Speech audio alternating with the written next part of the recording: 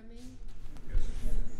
I am really, really so happy to see all of you here today, and I want to thank Tim, Thank you for making this possible, for inviting me, and for just doing wonderful outreach in the name of music and mental health. We'll be talking about performance anxiety specifically, but we're talking about mental health, and we're talking about healthy, well fine-tuned musicians emotionally. I have to tell you, when I heard today's weather forecast, I kept hoping it was wrong or it would be delayed or something, because it brought back a couple of memories to me, and as a psychologist and as a psychoanalyst, I deal with memory and free associations. And I remembered in 1978, and this was before I did my career change from music to going back to school here in psychology. Louis and I were up in Traverse City to do a 4-hand and 2-piano concert. Louis, you remember? Are you? Yeah. We had, I don't know if many of you, some of you are too young probably, but the blizzard of '78.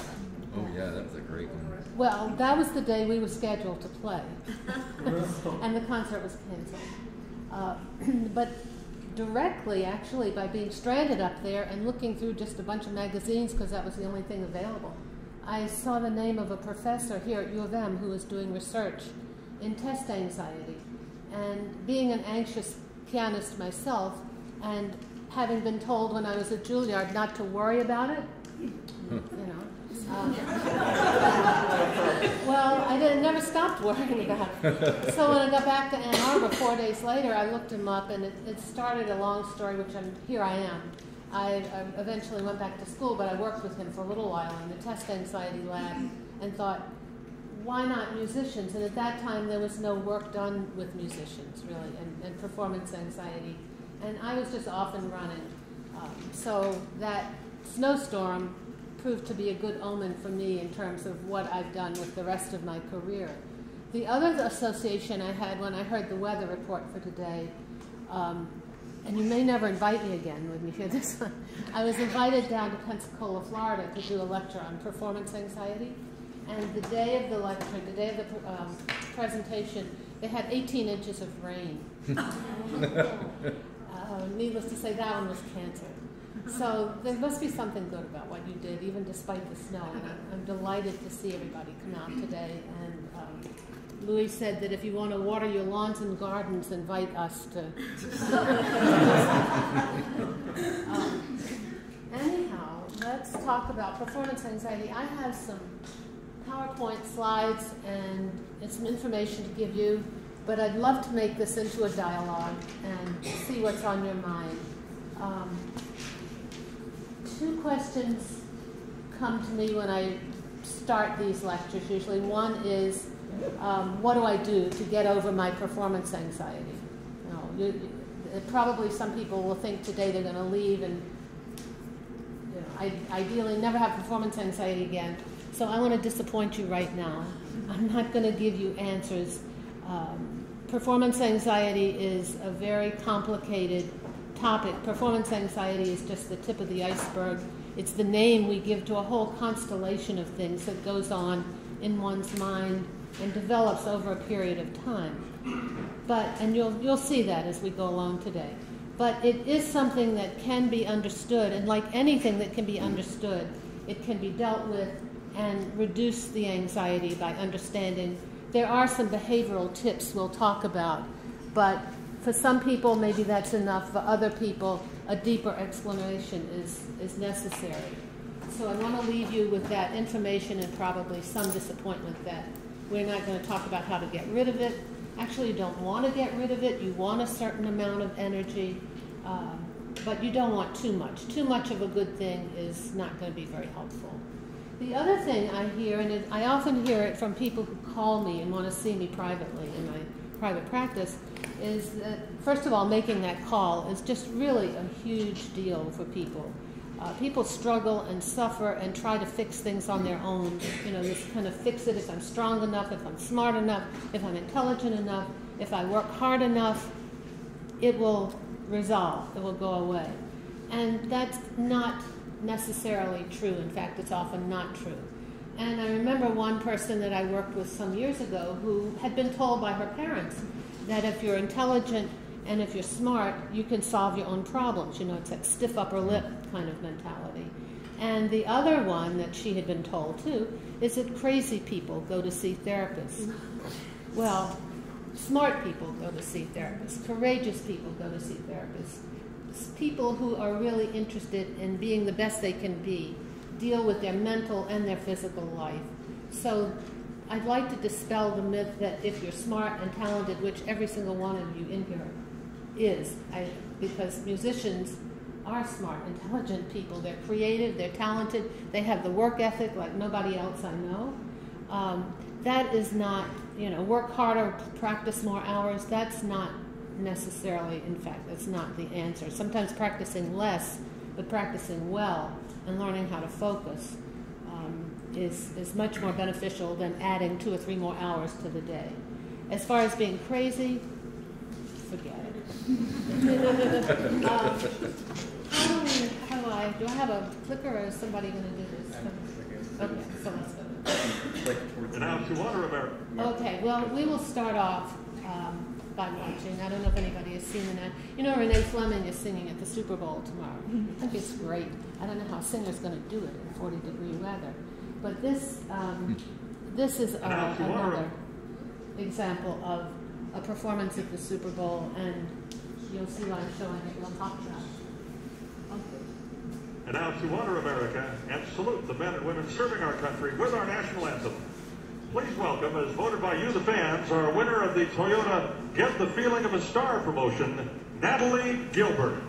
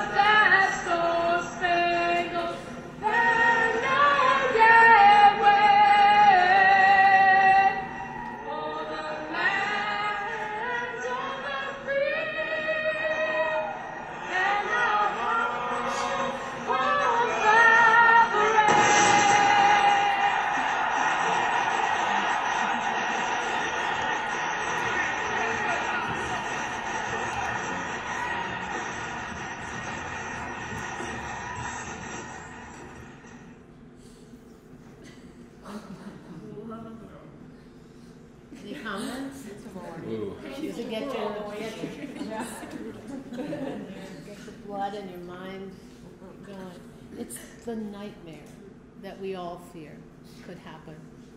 But let's stop for a minute and talk about what you're feeling and what actually happened there. Just for a couple minutes, because there's so much more to say. I thought it was great. I really loved how that guy helped her out and how the whole audience kicked in. And, you know, by the end, it was amazing. She felt good by the end. That's what I saw. Okay. It reminds me of when I played for the National Convention of the Oregon Historical Society, and it was just the most horrifyingly terrible, awful experience I've ever had. And if I could have run right through the window, I would have. I wanted it to be over, and I wanted to be dead. Honestly, but yeah, I'm being honest here. That was years ago. I'm glad you're being honest. Were you having trouble? Or are you just afraid of it? I had way over-prepared. I was filled with caffeine and stress. It was in Marine City. I had driven an hour and a half, probably practiced 3 hours that day. I was just completely whacked out. So I came to the console almost to set up for failure. And it was an endurance contest from start to finish.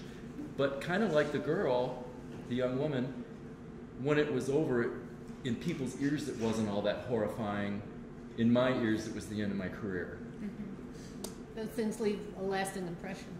But that feeling, I wish I was dead. I mean, obviously you were not suicidal. No, it'd be more like I wish I didn't exist. But it feels like it, you know, when you want to disappear, you want to shrink, you want to get out of a situation like that.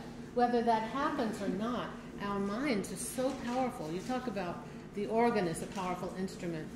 In your body, your mind is your most powerful instrument, and it can play all kinds of games with you in terms of your anxiety, especially your anxiety. The reason people think they're crazy is because their mind is playing these tricks because you know you're prepared and you know all of these, you know your music and so forth. But somehow the anxiety can override what you know you can do.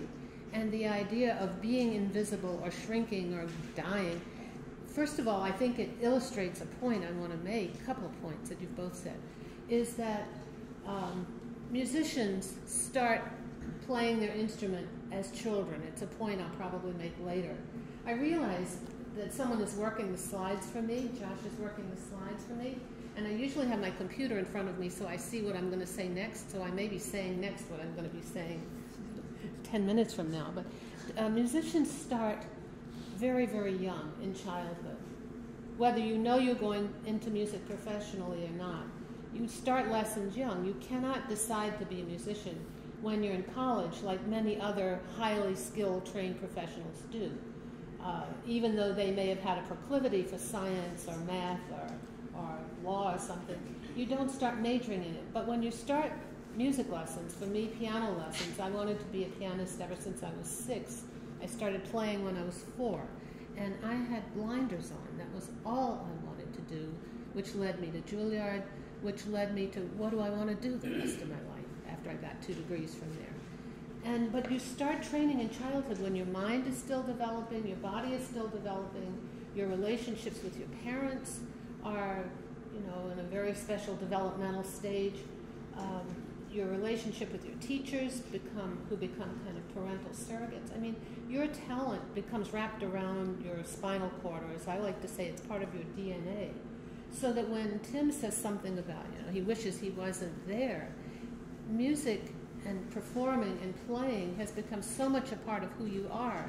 It's hard to separate the musician from the person. And in fact, you can't. It's a mistake. You can't. People will say, well, you're not a terrible person if you make a mistake. To a musician, I think that rings differently, because music is so much a part of your ego, so much a part of who you develop to be, that this kind of thing takes on larger than life proportions in our minds. And, you know, very often I've heard and I've read, musicians often have dreams of being naked on stage.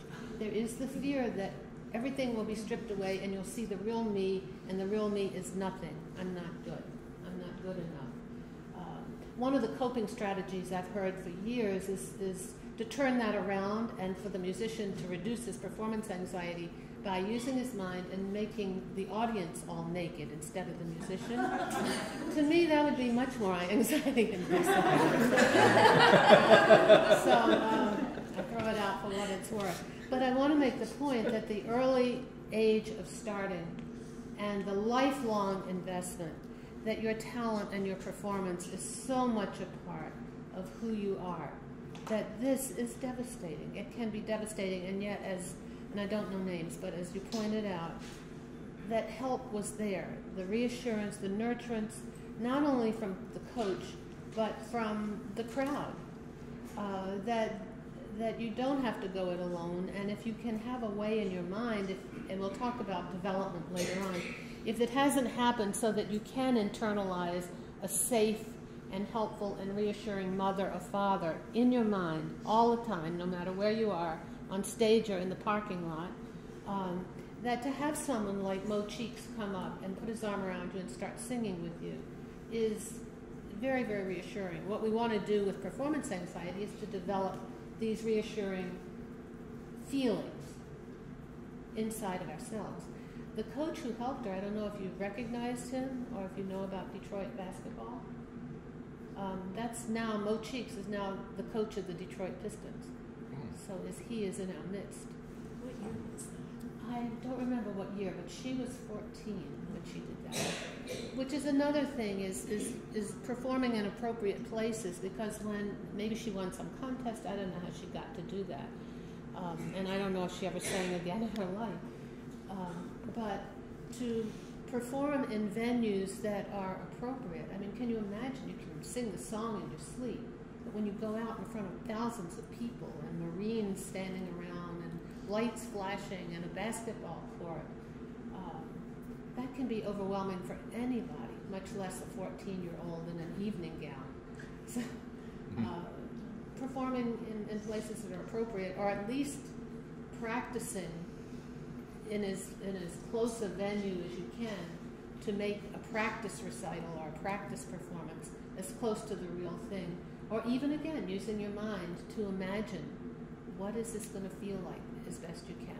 But there's still nothing as new as walking on the stage by yourself and that feeling of, here I am, and people are watching, and I'm alone, and I'm going to perform. Well, let's go on. We can come back to any of these if you want to talk about them further. So, as we looked at, her name was Natalie, as she was performing for this crowd, we can think about other performance venues that people go in front of. The juries, the judges, the audiences. The most severe audience you have really is yourself. But we project that onto others. We say they may not like us. They may disapprove. They. But what we project, what we say is in all of you, is really something we feel. And it's too hard to say, I feel I'm not good enough. So we send it out emotionally to the audience and think that they will think that we are not good enough.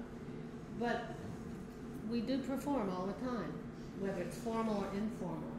And it's really important to think about, why are you doing this? Why are you putting yourself through this? Why aren't you working in a lab somewhere where, yes, you're responsible to other people, but you're not doing it live, in the moment in front of people? What is pleasurable about performing, and what is unpleasurable about performing? But why do you do it? Is your motivation such that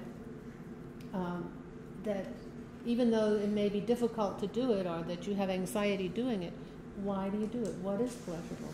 I don't know if anybody wants to offer a comment about that. Why do you put yourself through this? For me, when I'm alone, like with I have a big old Aeolian Skinner at my church. It really is really beautiful. Sometimes I'll be just sitting there and I'm overwhelmed by the incredible, intense beauty of the music and the organ, and I just cry a lot sometimes too because of that. So that's pleasure for me. Of course, I'm all alone with the organ. Nobody else is there, but that gives me incredible pleasure to play these beautiful pieces of music on a beautiful organ. So there's something about the power of music to move you, whether it's a happy feeling or crying can be happy too. It's overwhelmed. It's a feeling of overwhelm. Yeah. Yes. It's great to expose people who haven't heard classical music, as you say, to any type of music that people might not have heard it before. Yeah. Of course, there's a big article that was just out on the death of classical music. Have you seen that one? Yeah. Yeah. It was. Those articles come out frequently. We seem to survive. But it's something that we can think about too, is the idea of why is classical music, why is it considered a dead art, and what can we do to be advocates of it? That's another lecture, and that's a passion of mine.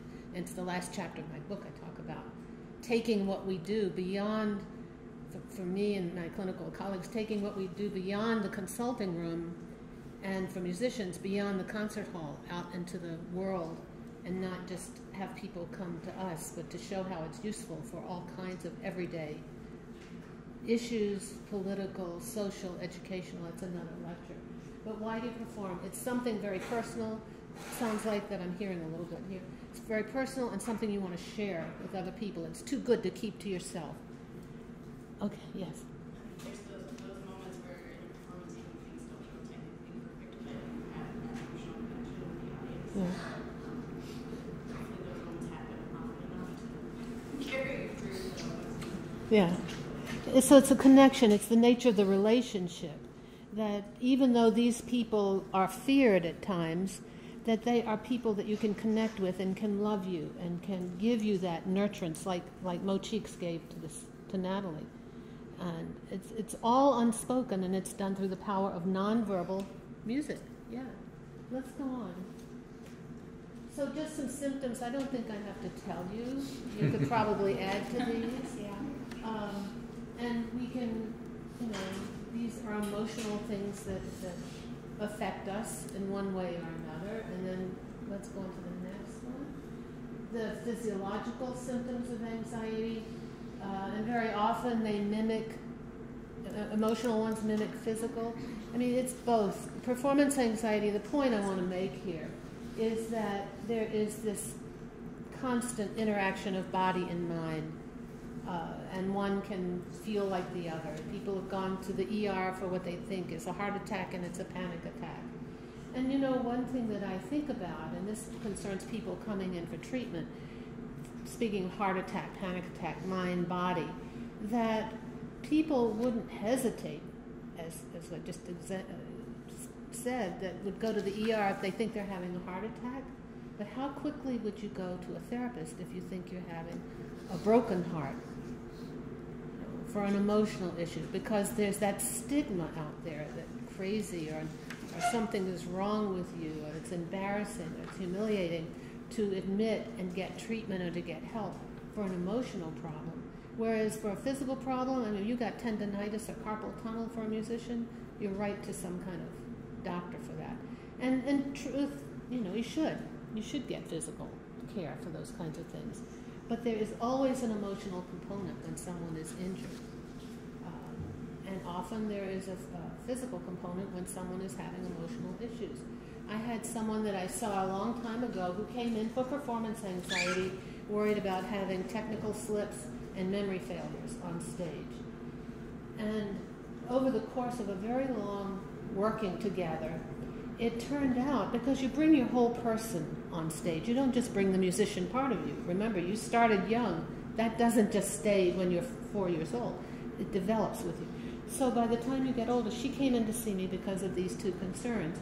As it evolved, it turned out that her parents didn't want her to go into music. These were the people who told her that crazy people went to see therapists. If you were smart, you could solve your problems yourself. So by even coming to see me, she was defying her parents and risking, losing their love if she actually became a performer and was enjoying it. God forbid she couldn't even enjoy it. Because this is something that you weren't supposed to do in her family. What evolved over the course of our work was when we got into some other feelings and way past all of this stuff where she was telling me I wasn't helping her, and she developed all kinds of physical problems and went to doctors all over the place, including specialty clinics out of state, because therapy wasn't helping her. And I kept asking her, so why you keep coming? And sometimes I thought she just wanted to torture me by saying I'm not helping.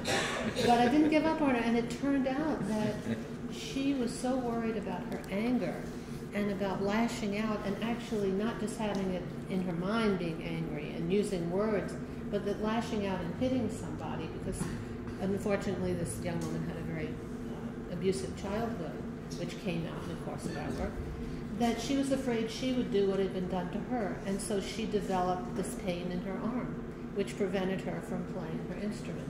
when we were able to get underneath that, at the anger, are you with me? Yeah. Some people look like they are, and some people look like they're talking. When we were able to get at her anger, the pain was able to go away because she knew she could express herself verbally and say I'm angry and talk about what she was angry about. And she could play what was in her heart and not worry about losing her parents' love. Because people like Mo Cheeks, then people like that, but she could internalize the feeling of being good and worthwhile.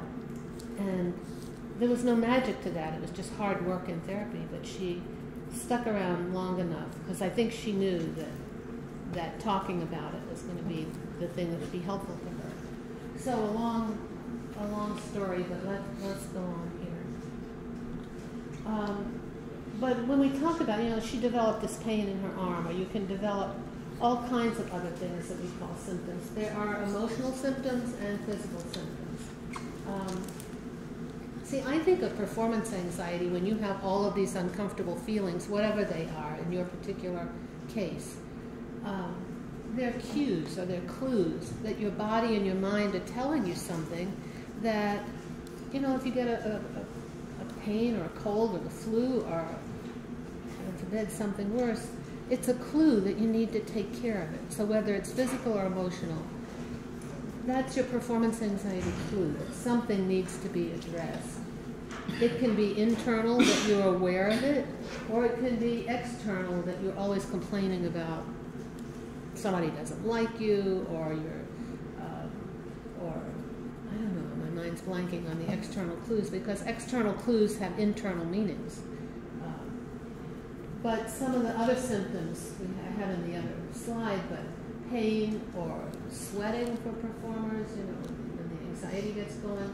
Palpitations, very often the anxiety will manifest in palpitations. When I was having my worst of my performance anxiety as a pianist, I would get shaking. I often described it as spaghetti that was overcooked. I couldn't have al dente. I didn't have the firmness in my hand when it was shaking, and it felt like I didn't have the reliability, and it made me worry. Somehow I got through 2 degrees at Juilliard, and with hindsight, I wish I'd known then what I know now, that I played a lot better than I ever gave myself credit for. But when you have performance anxiety, you undermine yourself. You don't think you're as good as you actually are.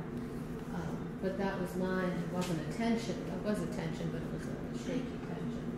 It's GI distress. There's no surprise that they have what's called a green room backstage, because there's a lot of distress that goes on before people play.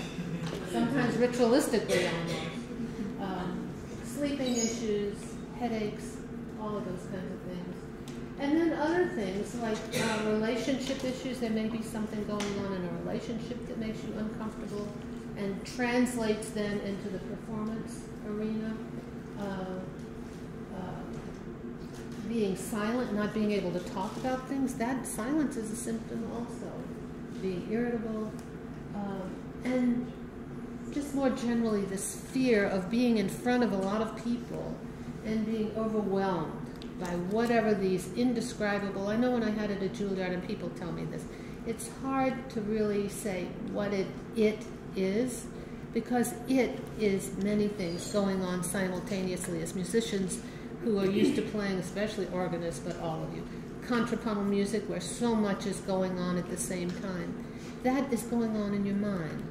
Your mind is capable of just an amazing amount of physical, psychological things just happening, one after the other or simultaneously.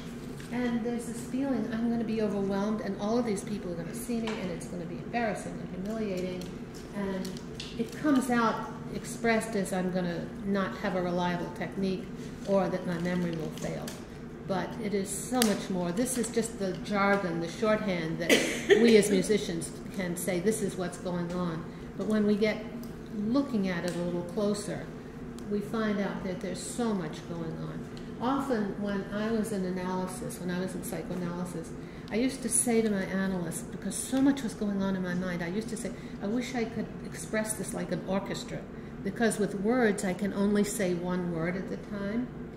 And with music, I could just get it all out. But when you have this getting it all out as emotions and feelings and physical symptoms, there is this sense of, oh my God, I'm going to be overwhelmed and then it's going to all be over. Let's go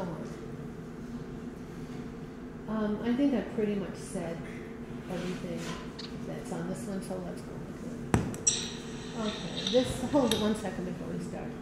When we think back of Mo Cheeks and we think of the support, the attunement, the attachment that he made to Natalie there, he did it with her as a teenager, but ideally, and unfortunately, most of us don't have an ideal infancy where we get a perfect parenting. But I want to show you, just to put in your mind, how early in our lives the issue of being attached to a caregiver, and then as we grow up being able to internalize that attachment is, I'm okay, I can take care of myself when I need to, and I'm safe going out in the world, and I'm safe going out on stage. This is just beautiful, so watch 2 minutes here. The kitten's having a nightmare.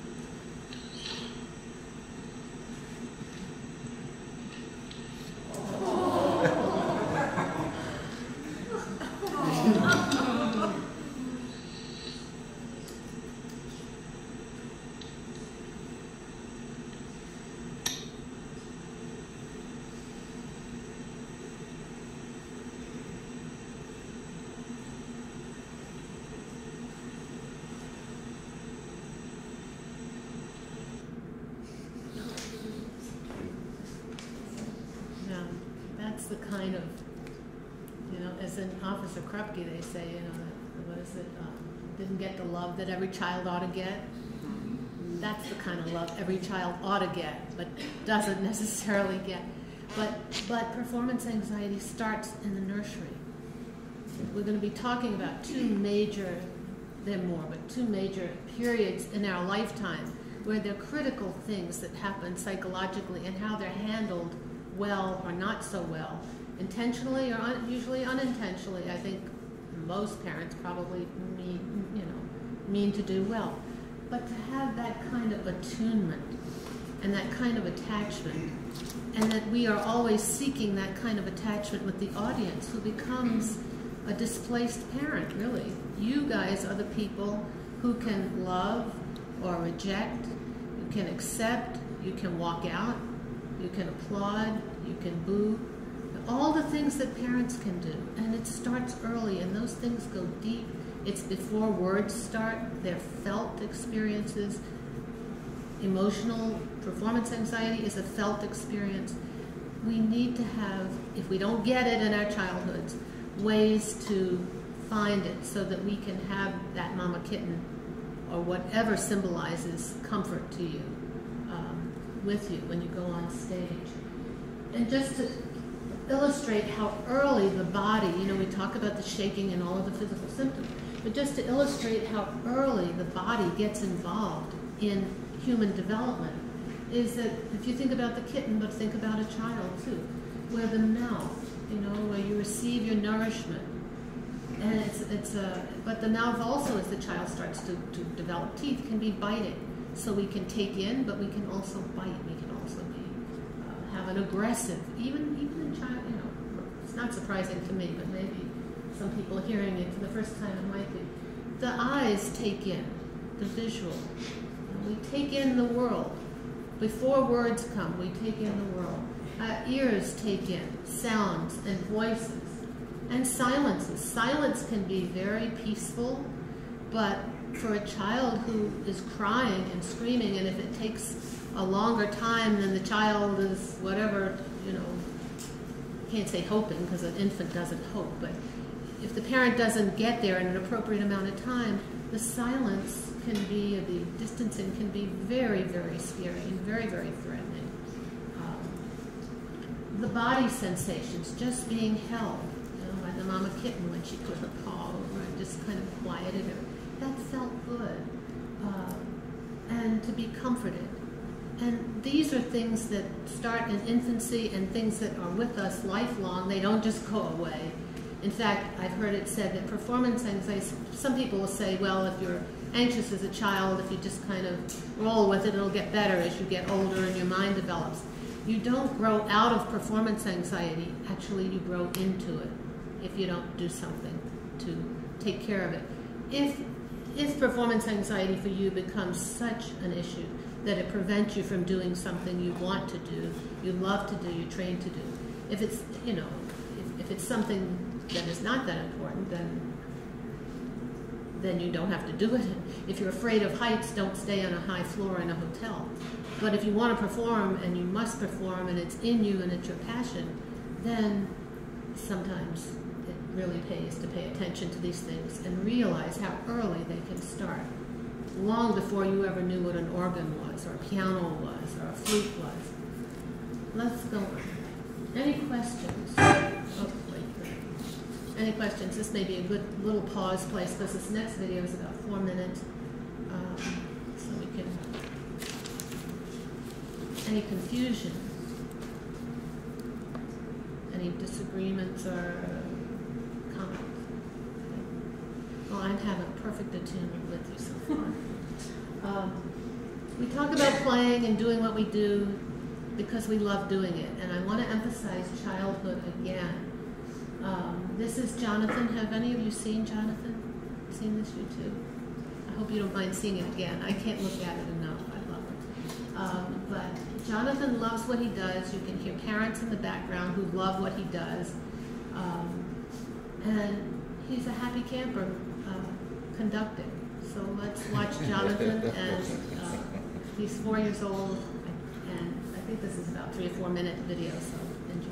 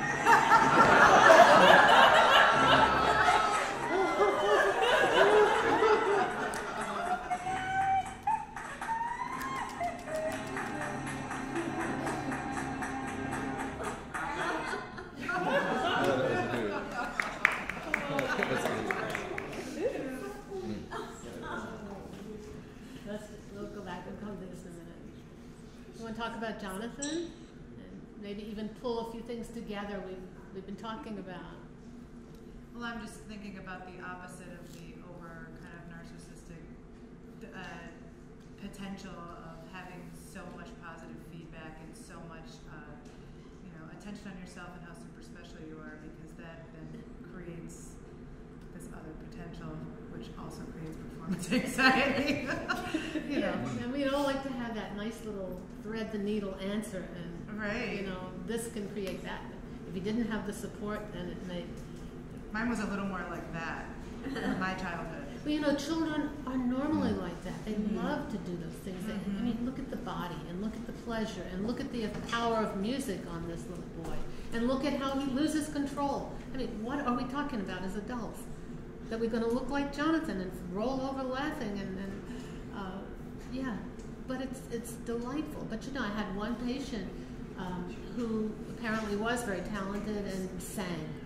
He told me, this little boy. But around the time he was roughly around Jonathan's age, his parents divorced, and he grew up with a fantasy because he was showing off, which is so normal.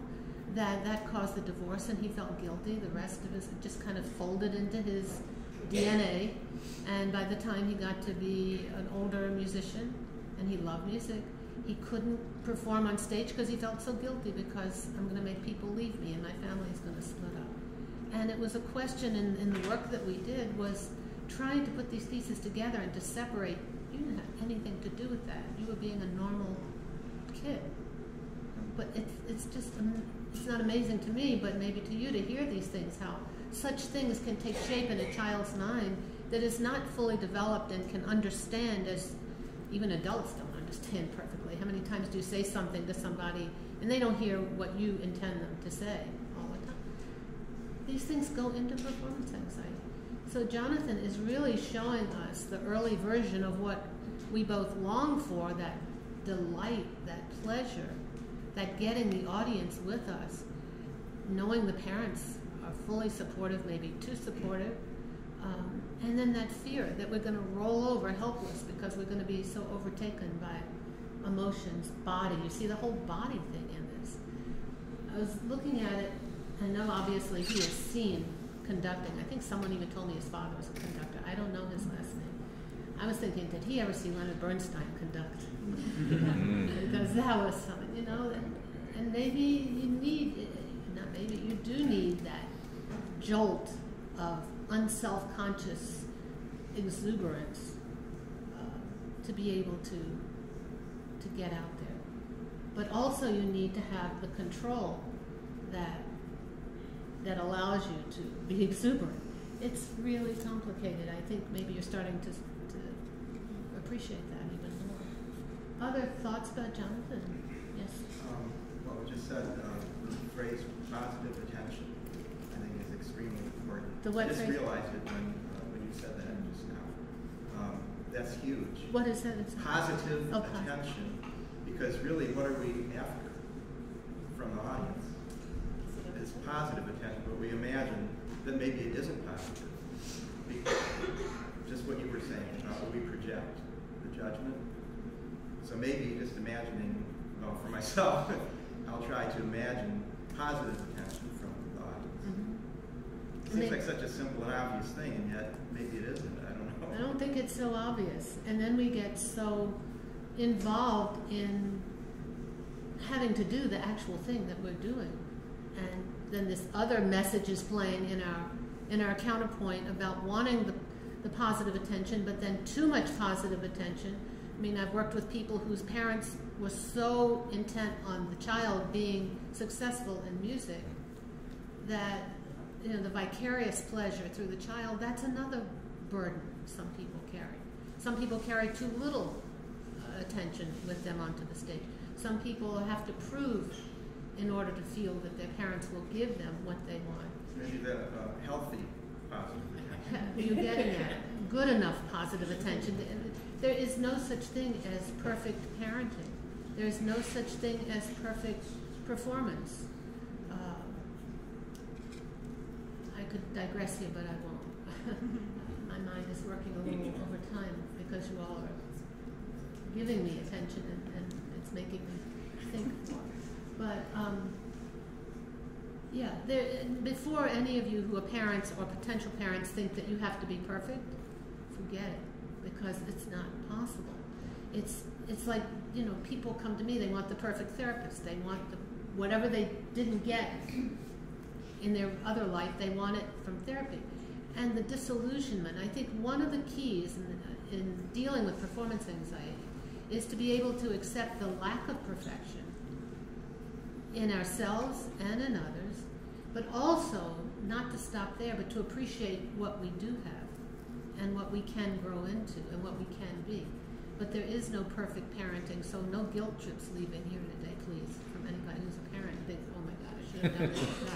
I think that too. But there is no such thing, and there is a sense of needing to accept who you are, what you're doing, what your level is, what's the best you can be today at, you know, 10:36 for me, the best I can be right now, and it's good enough. You know, that you don't have to prove anything. One of the things that was very helpful to me, still is that when you feel you've got something so good that you want to share it, you don't have to prove anything. Just be who you are. Just be who you are, and that's good enough. I think we went backwards here, yeah. Let's go on to the next one. Oh, yeah. When he threw himself on the ground, I questioned as to whether that was really just a reaction to the fact that he had lost his baton. And so, yes, it was all delightful. I had 50 questions going on that last day. I wonder whether that wasn't disappointment on his part that he did drop the baton and they had to throw himself on the ground. That's an interesting thought, and it's anything that you say could be a possibility, and we don't know. And I think, you know, that he could have been disappointed. Even that laughter could have been. People sometimes laugh when they're feeling the opposite, or maybe relief. Thank God this is over, and they're not going to film me anymore. They'll have to. Who knows? You know, he can't tell us. But he just became so overwhelmed. And yeah, but the interesting phrase, the drop the baton, which is something we all fear, whether we're conducting, whether we're playing, whether we're blowing, you know, that dropping notes. Musicians talk about, they worry about dropping notes, making boo-boos. What are some of the other phrases? I mean, they're all indicative of early childhood fears of becoming, you know, of losing part of their body or losing part of their body contents. You know, that they're, what are some of the other, I can't think of it right now, but the dropping notes and the making boo-boos and forgetting the words, but making a fool of yourself or becoming, people seeing in public what things you do in private, like, yeah, but the dropping the baton is such a metaphorical phrase for, could be anything. And unless we could actually talk to him or play with him, with children you would play because he really did, you couldn't really know what that was all about. It's a really good point. I'm glad you brought that up. Yeah, because we're all so enchanted. It's hard to think that there may be another side that maybe he's enjoying this. Yeah. Somebody else had a comment. I guess I wanted to echo what the gentleman and we're going for this positive response, what comes up, and I think for me and a lot of people, the first thing is hypercritical response. So that's maybe what we have to work through, a relic of childhood. But the second thing I wanted to say was an example of very positive, ideal example. I went to a wonderful, wonderful Andalusian classical guitar concert last night, and he was just a master. And so he had put it on his lap, and he had all the frets up here, and he just dropped for a while. He just missed the points, and he missed the notes, and then he noticed it, and he just got back on. And seeing him do that, to be imperfect, and to so comfortably come back to where he was, and he had an extremely adoring audience. I thought it was a beautiful example of the ideal. That's wonderful. And it just made the whole thing feel even more organic and more spontaneous. A little bit of imperfection, and then right back to this. He was wonderful. That's a wonderful example, and some of the things I was going to say as we get to the end of this morning, but that's the idea of recovery, of not being perfect, of not feeling it's all down the tubes now, and so let's just give up. I mean, you see that in sports all the time, where they call errors. But that's not the end of the story. And it makes the audience feel that they're comfortable, that you can be imperfect too, and that kind of permission-giving communication. Yeah. I'll talk about that a little bit more towards the end, because I want to talk about getting out of some of these jams we find ourselves getting into, because it's inevitable. There's no such thing as a perfect performance. Sometimes it's obvious when people have obvious mistakes that you recognize, but other times, the audience doesn't know, but the performer knows. And when you talk to performers backstage, so often when they come off stage, the first thing they talk about is what they didn't do, what they didn't do. Yeah. It's like, okay. Moving fast forward to another major period in childhood development is the one past Jonathan's age, where the child becomes very competitive. We call it, in technical jargon, the Oedipal period, where the child is in competition with the parent of the opposite sex. The little girl wants mommy out of the world so she can have daddy all to herself, and the little boy wants daddy out of the world so he can have mommy all to herself.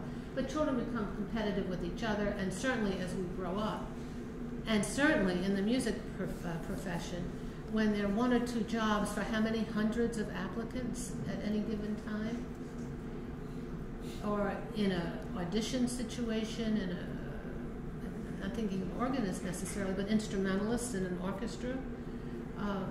There are a lot of good people out there, but you don't want them to win. You're competitive. And unless you have really kind of a killer instinct, which whoever taught you should have a killer instinct, that seems to be bad. But in music, we need to be comfortable with our competitiveness, because if somebody else loses and we win, we have to be okay with that. And if we lose and somebody else wins, we have to be okay with all the feelings that go along with that too. Life is not necessarily fair, and the best person doesn't necessarily always win either. But let's go into the next slide for just another, And can you, if you don't win, whatever that thing is you want to win, can you learn from it? Can it be a growing experience? Can it be like the performance anxiety as a cue to go on and either reorganize what you're doing, or rethink what you're doing, or make a shift in what you're doing, and certainly not to punch yourself down and to feel that you're a real loser. There are all kinds of things going on here that are too complicated to go into in a lecture this morning, but the competitiveness of the music profession it's one of those external things that I had up on the thing earlier. It's an external reality in music and in life. It's not just music, believe me. I've been in a couple of professions now, and I've seen a lot of others, and I've heard a lot of others, and people I talk to. And to be comfortable with one's own competitive urges and strivings is really, really important. lifelong. And to be able to feel good about, again, the overall message, to feel good about who you are at whatever stage you're at, or whatever stage you're on. Tim. Along those lines, especially I'm so old, but being dean right now, it seems like in our sealed universe, for me, organists mostly, out of our own fears and insecurities, we're very facile at just ripping each other to shreds. And that seems to be another component to that. We dismiss each other quite readily in our abilities. And of course, for people that have anxiety, that can stream into, well, I guess I might be worthless because nobody's giving me gigs or whatever, that kind of thing. But it's something you have to work on, something you have to fight. Yeah. Forget what you brought up. It'll come back. No. Oh, no, I just wanted to kind of go back a little bit and say that the two early periods of childhood were the one with the kitten, where the attachment and the attunement start to become part of who the human being is becoming, and then the next phase with the competitiveness. There are other phases in life, but these two early ones are so relevant for the musician because that's when you start, especially around the competitive phase, but the other stuff has already been going. And they're so important, and they just latch on to how you think about yourself, your self-concept, your self-esteem. And it's pretty powerful stuff. We do have other models. I'm talking more when I'm looking at childhood antecedents of performance anxiety and developmental issues. These are the underbelly of fuel for performance anxiety. We do have other models, and they can be helpful for some people. I worked in one, and sometimes I use it now, but I like to feel that I have a fluidity in how I can work with people. But this cognitive model is more what's on the surface, and it's more like in these how-to books, how to help yourself, how to be successful. 2 million people have been helped by 10 easy steps, that kind of thing. And when you're the 2 millionth and first that is not helped by it, then it just reinforces your lack of worthiness. So, but this is a model that looks at the early reinforcement of the child, the talented child who's trotted out and has to play for relatives and in recitals and in competitions, so that as the child is growing up, performing, the act of performing becomes the child's basis for self-esteem. It takes precedent over just being a good human being. And then you get into this comparison with others, because there are lots of competitions from childhood on. Did you get a 1? Did you get a 2? And then these, state things that people go to. And so then there is this thought that develops, well, you have to be perfect. If I'm perfect, I'll get the 1, and life will be fine. And then this worry.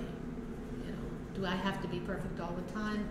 Worrying about being perfect is a recipe, is a guarantee for performance anxiety and being less than perfect. Now, unlike my teacher at Juilliard said to me, don't worry about it, when I talked about my performance anxiety, that doesn't work either.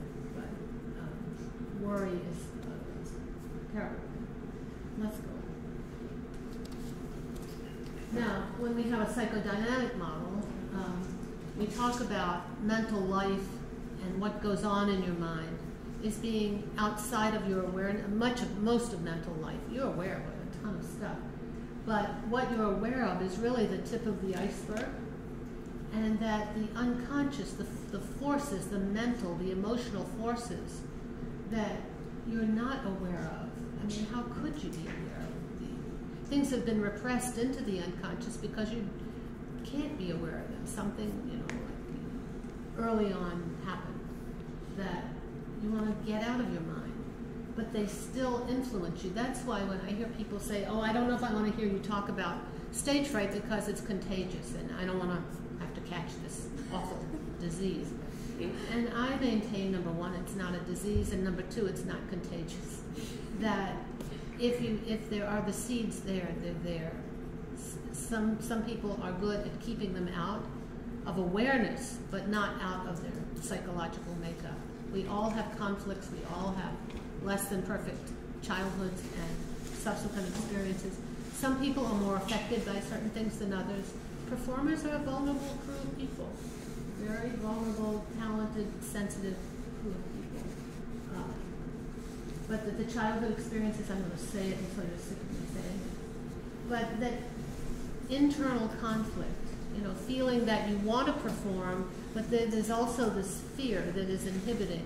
That's called a conflict, when these opposing things are existing at the same time.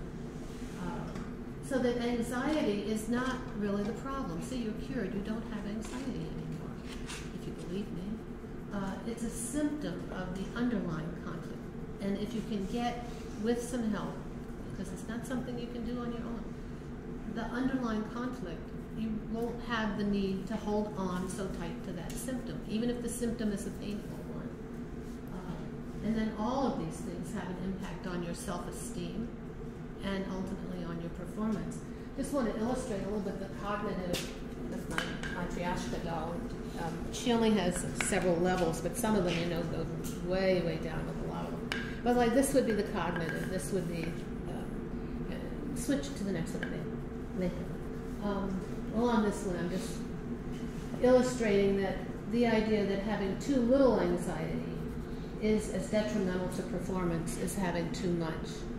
And the goal of corralling and managing and understanding your anxiety and your worries and whatever's folded in that makes you anxious, that you have an optimum level of anxiety and your performance will be optimum, if you can read that chart. It's like having electricity. It can work for you or it can work against you. If you use electricity well, it can heat your home and it can cook your food. But if you use too much electricity, it can cause a fire and burn down your house. So with performance anxiety, we want to bring it to an optimum level. We don't want to eliminate it, because otherwise you would be either asleep or dead, and then you wouldn't be performing. So that's not what our goal is today. Switch to the next. Let me just tell you the doll. Here, this is the outside level. This is what, like if I said, try this and do that, and here's a plan, and this is what, like a prescription for your emotional life, which I like to help people figure out not what I think they should do, or not what I've done, because that was right for me. But I like to help people figure out what's right for them, and empower and help people feel greater self-esteem with what's right for you is right for you. So I don't tell people what to do, but some models call for that. Sometimes you have to give a little nudge. But then when you get to the unconscious, you start going down to these other layers here. So that depending on how much work you do or that you want to do, you can get down even to the tiniest little doll, depending on what you want to do. So there are different layers and different ways of working on this problem. And a lot of it depends on what, on a good evaluation, frankly, on what you want to do. But when should you get an evaluation? When should you say, okay, I've tried to deal with this, I've talked to my friends, I've talked to my teachers who believe me, have it probably even worse than you do, and don't talk about it. That's another group that should be in workshops. But when you have symptoms that are chronic, when they just repeat, when your self-esteem is low more than it's high, if you avoid things because you're afraid of what might happen, if your anxiety interferes with your personal and professional life, again, I don't make sharp distinctions. You're not a professional when you're on stage and you're not when you go home. No, I think you're a professional when you're at home too. When your pleasure in performing and making music is diminished. When you have physical symptoms that just don't go away and you go to doctors and there are really no underlying conditions, like the woman I was telling you about earlier who developed the tendonitis, and there was no physical. I mean, she had pain and she needed to check it out, and she, but there was no diagnosis ever from many, many doctors. And when you can be rational and it doesn't problem solve.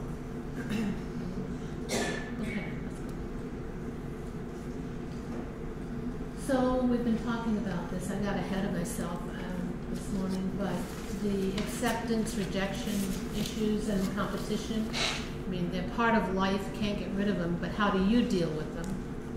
The self-esteem. You don't just take the musician on stage, you take the little kitten on stage. And that starts early. Well, I hope the increased ability to deal with these feelings without feeling you're going to lose it, like Jonathan, like falling down and just being so overwhelmed, and this whole body thing, you know, your body's going to just fall apart and you're going to roll around the floor and not be a cute little 4-year-old, but a 35-year-old maniac rolling around the floor. I mean, I'm not saying you are, I'm saying that's what people unconsciously fear that they're going to do. The audience, I think the point has been made over and over, as a projection of a good or a bad parent. But the audience does have a lot of power over us until we realize the audience is us. And the need to appreciate both our limitations and our assets. Don't just be so hard on yourself. Solutions.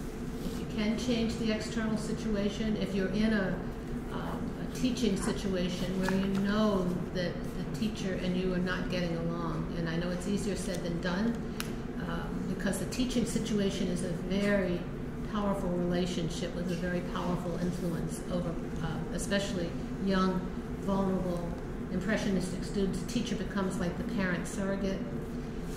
But if you can change the external situation, if you can change how you can change the venue where you're going to perform. I mean, you're told, show up here at a certain time, this is where you're going to play. For me as a pianist, I had to always take what instrument was there. Organists too. Some of you who play other instruments are more fortunate.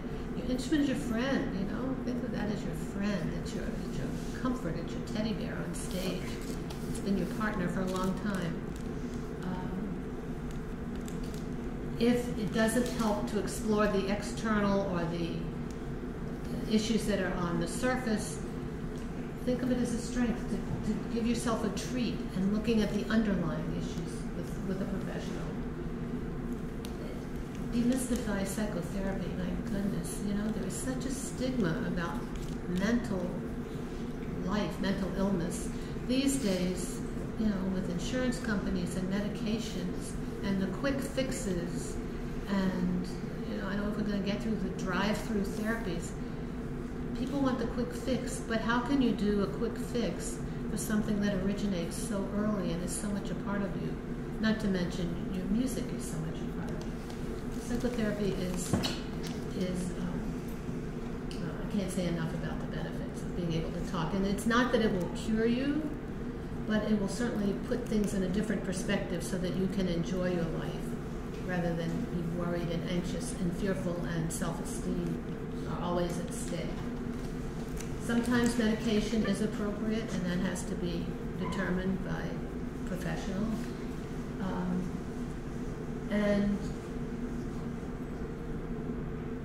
I think the interdisciplinary collaboration is so important and is so neglected, and I appreciate what Tim has done today and what I think some of you may be doing too, is that teachers, doctors, therapists, music programs, universities, conservatories, why there isn't a program in the psychology of performing in every school that teaches music to people who are going to embark on a career absolutely mystifies me. Why there's not anything like this, and I mean a really concerted program that's equal in importance and credit to any other course you take, that it's required, it's not an elective, it's not optional, that it covers not only performance anxiety, but all kinds of issues about going out and making your way in a very, very difficult field that you've been training for since childhood. If you can do any lobbying for that anywhere where you have influence, I think it's just important and outrageous that it's not already done everywhere. Okay. So just some self-coaching, the top of my little doll there. When you practice, don't just sit there and play over the notes and look out the window and look at the clock and think, if I do one more hour, it'll be enough. Really focus in. And this whole Time magazine just had a big article, a big spread on mindfulness. where it's, you know, it's a focusing of your mind and getting out distractions. I know that, and this was told to me by Lloyd Carr, who used to be the football coach here, that when they prepare for games, and especially the Ohio State game, they would practice on a field with as much noise as they could get over loudspeakers, so that they would learn how to concentrate in the midst of chaos and screaming and people throwing things. Well, that hopefully is not going to happen in a concert. But although politically it's happened, there have been riots, there have been, we could go through some of that. It happened during the prelude to the service. It might happen during this service prelude. Oh yeah. Oh well. That's a problem. That's a real psychological problem. The modern church is tending toward people just jabbing their heads off during the prelude, which for an organist we're preparing serious music. It'd be like you going on stage and the audience is talking through your performance. I hate that. We do. Yeah. And we feel helpless a lot of times about what to do with it because of poor leadership, etc. I'm not going to go there, but I hear you, and I'm sorry. But maybe there's some way that I don't know. We could talk. When you're practicing, and maybe this is irrelevant to say, but don't play it if it's broken. Fix it. Stop and work on a passage that isn't going right. But then there's another technique as you get towards performance to play it all the way through with all the blemishes, so that you know if you have a mess up, you can get around it. In fact, have in your mind spots where you can pick up so that you know your music, not only tactily, but analytically in every way that you can, you know, like how many insurance policies can you have, musical insurance policies, in terms of how you know how to get out of these things. And practicing it all the way through at certain points is also helpful, which I mean by developing a jam plan. When you get in a jam, because there's no such thing as a perfect performance, have in your mind, and this is when focusing and practicing will help you, have in your mind, what am I going to do if something happens? What key am I in? How do I know where to go? Or whatever you can do. The slow and deep breathing, I'm a fan of that. You know, some people do it with formal meditation. Some people do it with just taking a few deep breaths and letting them out slowly. When you're anxious, you tend to breathe quickly. And that's one thing you want to slow down. You want to slow down your heart rate. So if you can breathe deeply and slowly, and make it part of your practice routine. Don't just do it when you go on stage, it won't work. All of you, and you're musicians, you know you can't just learn a piece the day before. And then visualization can help some people, and it can be combined with this deep breathing to visualize what it's going to feel like actually performing successfully, and actually enjoying yourself. I think a lot of athletic coaching uses this technique. So we're talking about attitude as much as aptitude. We know you have aptitude. We know you're going to get better because we know you practice. But your attitude is going to be the defining factor with performance anxiety, so that you can tolerate the ambiguity that is just part of what is performance anxiety, and address it, the physical and the emotional. There's one more. Well, let's see this before. The bottom one, avoid reductionism. You know, there is no it. There is no the answer. All of these things we're talking about are answers, or at least ways to cope with it better. And if we had a class, if there were classes, we could take any one of these things and have you know, a series of classes to actually practice some of these things with exercises and readings. You know, it's wonderful and frustrating both to do a one-shot talk like today, because I throw out a lot of ideas and we don't actually get a chance to do hands-on work with them. But I'm glad to have one-time chance. Okay, so when I said there's no one right way, there was a question. Excuse me, how would you define reductionism? What is your... Reduce it to this is what it is. There's one answer for performance anxiety. If you do this... Oversimplifying? Huh? Oversimplifying? Oversimplifying, yeah. This makes a little bit of the point. You've probably seen this before. What is it? Dodo birds? A duck or a bunny? That's a bird. Can some of you see? Can you? Either or. It could be. It's avoiding reductionism. It's not saying no. It's a duck. It's nothing else but a duck. No, it is something else. It is something else. And performance anxiety is probably more things than you even know. And the next one. What is that?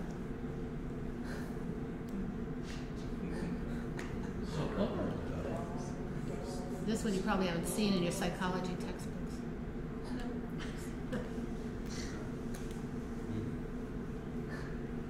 You all know, or are you still looking?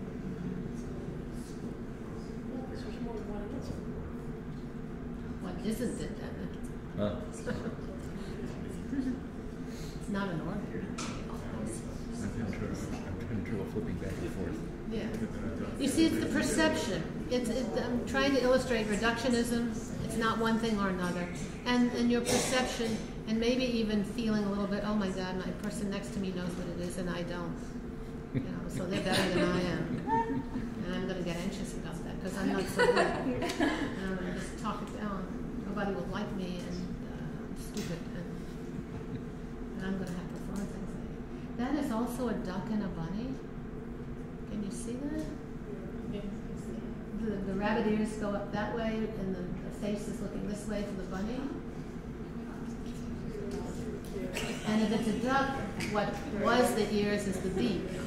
And then down at the bottom is the tail of the duck. It's all on the perception and how your brain is taking it in. So we'll avoid reductionism and saying it is this or that. And we'll also avoid defeating self-talk if you didn't figure it out. So that's okay. Okay, then maybe, okay, simplicity. Psychoanalyst Lauren Poland, I love this quote. Okay, simplicity carries a high price when it makes things seem clearer than they actually are. And the life is messy and it's not precise, and it changes. And then for every question, there's a quick answer, and it's probably wrong. So beware, don't jump into things, and don't jump to conclusions. And I think there's one more. I know I have. Oh, okay, I have three. The instrument's your friend. You have a long relationship with it. How many other people can go to their work and have something that they know so intimately? Instead of trying to tune into your body feelings and your emotional feelings and use them and appreciate yourself both on and off stage. And these are some of the more surface things, pep talk, but pep talks are good too. And think of performing as a pleasure. Even if you're conflicted about it, if there's no pleasure in it, why do it at all? There has to be some pleasure. That's why you have performance anxiety in the conflict, because you do have the pleasure, but there's also this other stuff, the muddy stuff underneath it. And before we go to the last slide, which is a musical slide, to show again, pleasure through the life cycle at performing. Are there any questions or anything that's unclear or you've been thinking about as we've been talking this morning? Ready for some music? I thought your point of the early childhood was so important, obviously, to getting at performance anxiety. But so if Natalie had this coach, and if the kitten had the mama kitten, then a person comes to a point, usually probably in an undergrad situation, that suddenly they're on their own. And is there a way that they can gradually become their own comfort system? I mean, do you coach people to do that? Do you have any tips for how to, I guess have that nurturance of self without needing an external person? I mean, the question is, can you nurture yourself without the mama kitten and without the coach. That's the goal, is to be able to internalize those experiences, or at least those wishes, because a lot of us didn't get that. And so it's just incredibly helpful to talk with somebody and understand what it is that you didn't get. Talking is so powerful, I cannot tell you. You know how music is powerful and how you feel when you hear music or when you make music, and nobody has to tell you how to feel? Similar things happen when you talk, when you get out things that are not even in your awareness, but somebody can help you become aware, and you gradually do that. I also, having somebody to talk to is like having a coach. Not that they tell you, not that I would tell you what to do, but that I would help you find out where is your coach inside your own mind. Not just me, I mean any good therapist who thinks along those lines. I don't have any tips for that. I think awareness of that. One thing some people do, this is a tip, they take, you know, like the teddy bear that we all become attached to, with the blankie of the thumb. You can't do the thumb anymore at your age. Maybe you can in private, but you can do anything you want in private. But a lot of musicians will take some kind of object with them to a performance, like a little something they can put in their pocket, or even a piece of jewelry that is sentimental, something that is really meaningful to you and that you can flash your mind on as being a comforting object, which is kind of a way of feeling the kitten or the coach, the kitten and the coach. I've seen a number of violin or string cases with photographs of family and vacation places and places that make you feel good. You can train your mind to flash on to those kinds of things. Whether that will actually help, it depends on, you know, each person. Each of you is different. Each of you has different experiences in life and in performance, and you know, you have to take that variability into account without somebody saying, "Oh, do this, do this, do this." It might work for a while. To use your mind to image some of these things, if that will help. But again, I don't have one answer that fits all. I really don't. I'm sorry. I know I'm disappointing you. After all of this, I can't tell you what to do.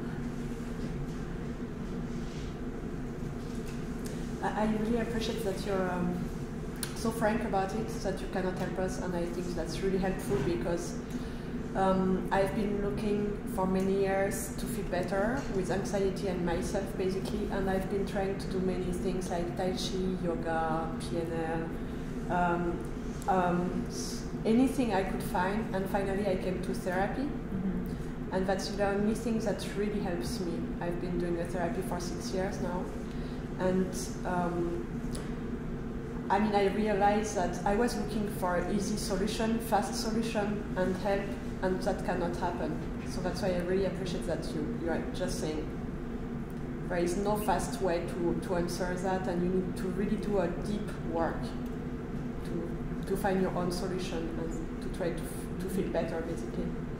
No, I think that, yeah, I mean, you don't learn, for those of you who are pianists, the Rachmaninoff Third Piano Concerto overnight, or with somebody saying, you know, put your fingers on these notes and here's the fingering.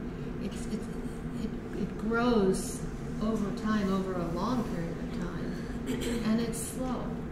It's slow, but it's not that you have to wait till 6 years to figure out something is changing. No, things change. Things change imperceptibly. And this may sound mystical to you, and I'm not standing here being an advertisement that everybody here should run find a therapist. Well, for me, it was the best thing I ever did. It was life-changing for me, life-settling. And I still struggle with a lot of things, but I have tools now. I have a toolbox, an emotional toolbox, that I can call on. So, you know, I stand with what's been said already. Any other thoughts? To be the best you can be, to be tolerant of yourself. I mean, again, this is a one-shot lecture. I hope you all go out inspired, maybe a little confused, but hopefully, interested in reading more, talking more,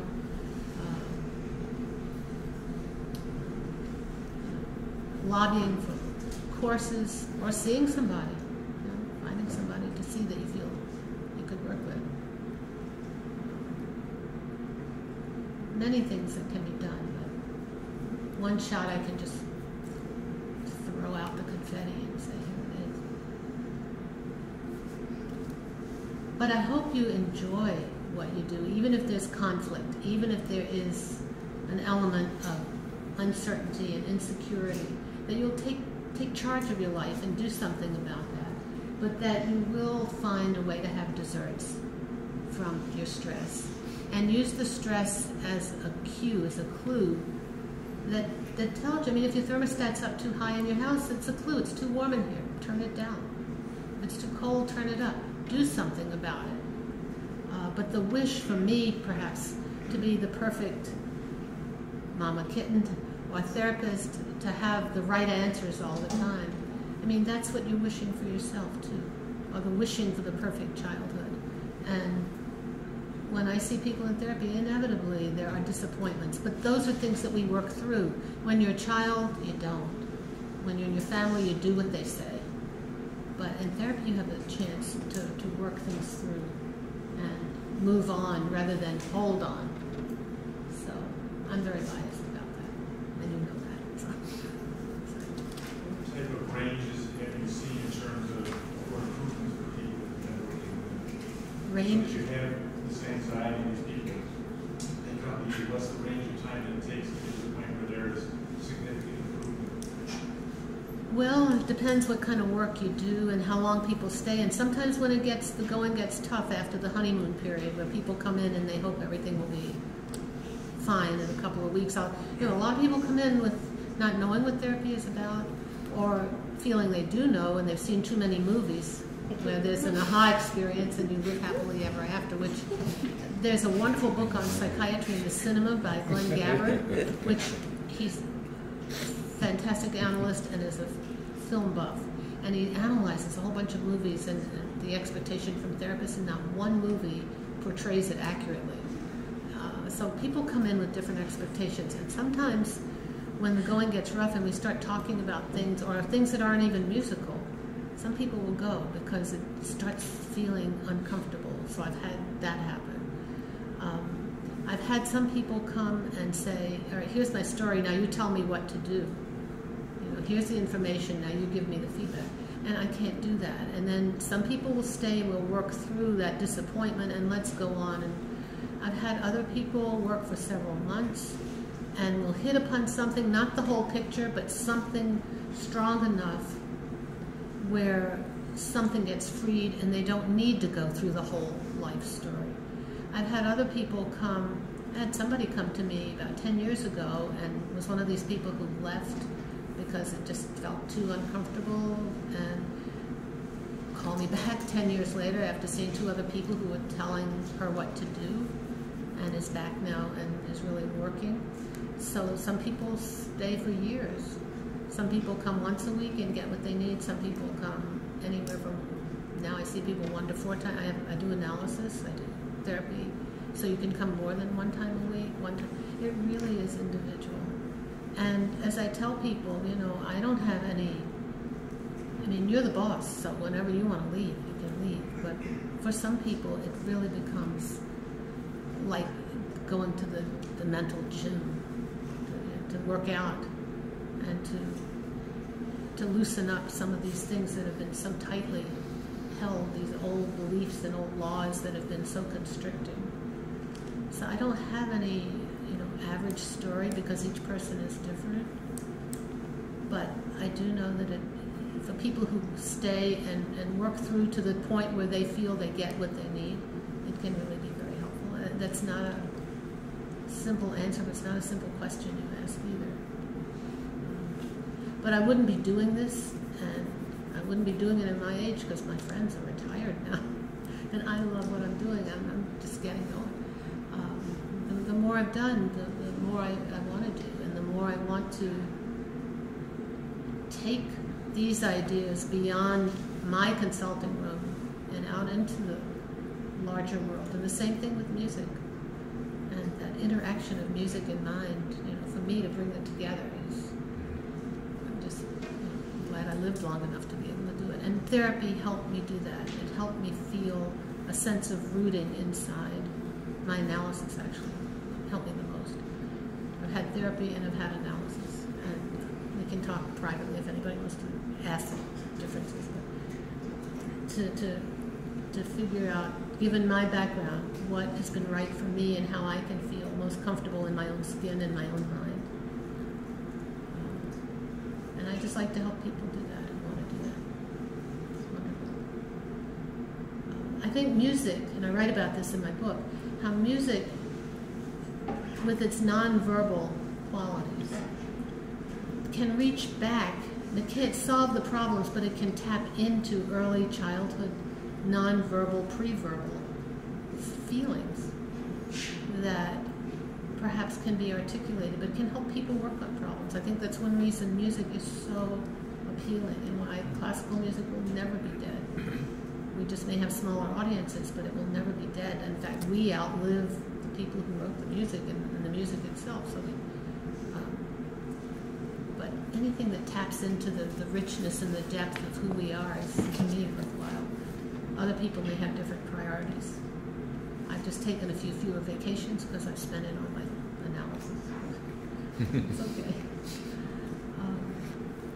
I have one more slide, and you're welcome to ask questions, but I know you've been very patient. We've gone a long time. But I want to show you how the lifelong enjoyment of making music can exist. This is a 92-year-old couple.